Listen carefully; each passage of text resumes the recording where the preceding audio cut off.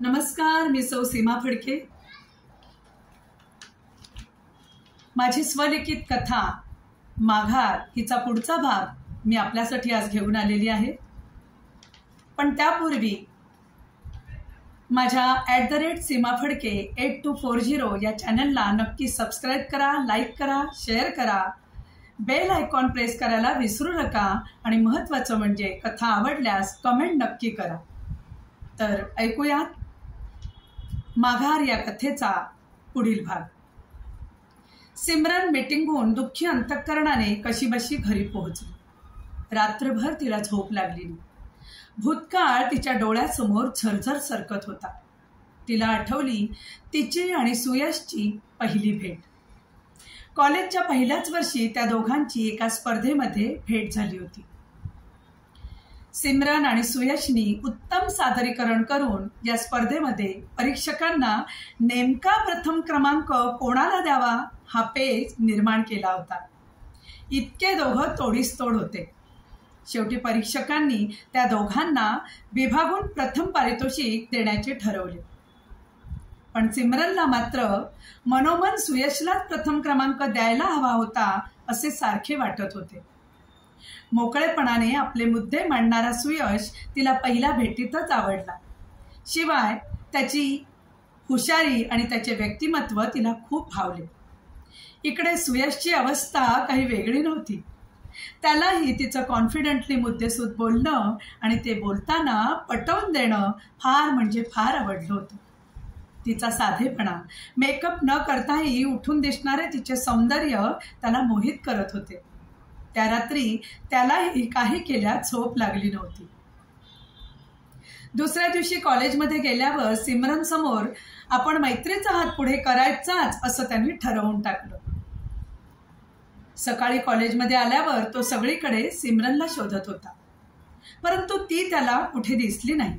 शेवटी न राहून त्याने तिची मैत्रीण माधवी हिला सिमरनविषयी विचारले।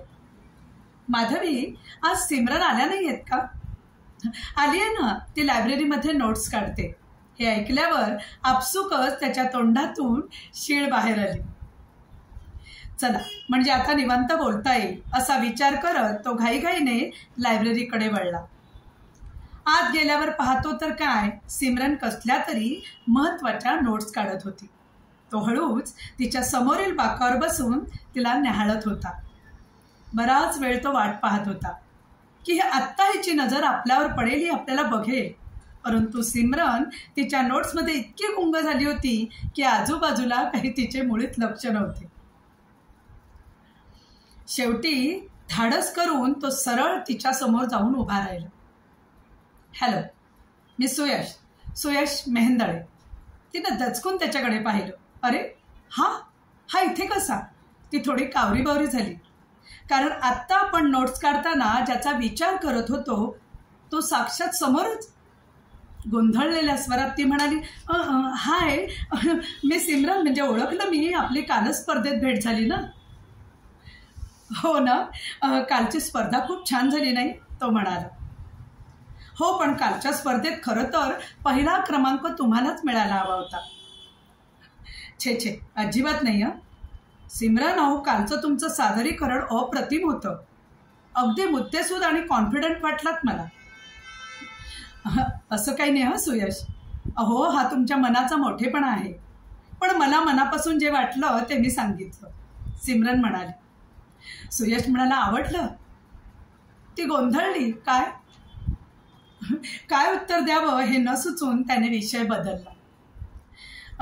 खरं तर ना, मी आज खास तुझ्याशी, सॉरी चुकून तुझ्याशी म्हणालो म्हणजे तुमच्याशी मैत्रीचा हात पुढे करायला आलो।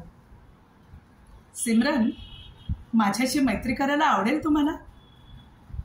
अर्थातच आवडेल, पण तुम्ही अरेतुरे केलेलं मला जास्त आवडेल, ती पटकन म्हणाली। मग मलाही तुम्ही सुयश म्हणत जा।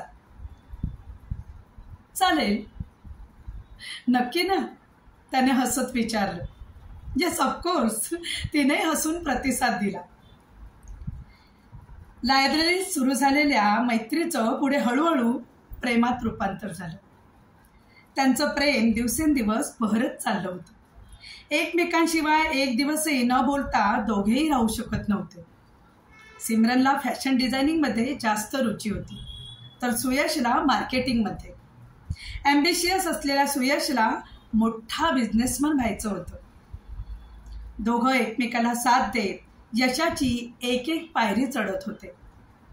दोघांना जोडणारा एक दुवा होता, तो म्हणजे दोघांचा समजूतदारपणा. आणि हो, त्यांचा एकमेकांवर फार विश्वास होता. एकमेकांचा आदर करत दोघं एकमताने निर्णय घेत होते. छान मंतरलेले दिवस होते ते. सुखी संसाराची स्वप्न रंगवण्यात वर्ष पटापट निघून जात होती. लवकरच लग्न करण्याचे दोघांनी ठरवले देखील होते. दोघांच्या घरचे देखील त्या दोघांचे एकमेकांवरचे प्रेम आणि समजूतदारपणा पाहून खूप खुश होते. मात्र सुयशच्या ॲम्बिशियस स्वभावाची कधी कधी सिमरनला मात्र फार भीती वाटत होती. का? ऐकूयात पुढच्या भागात. आता इतकंच. रजा घेते. धन्यवाद.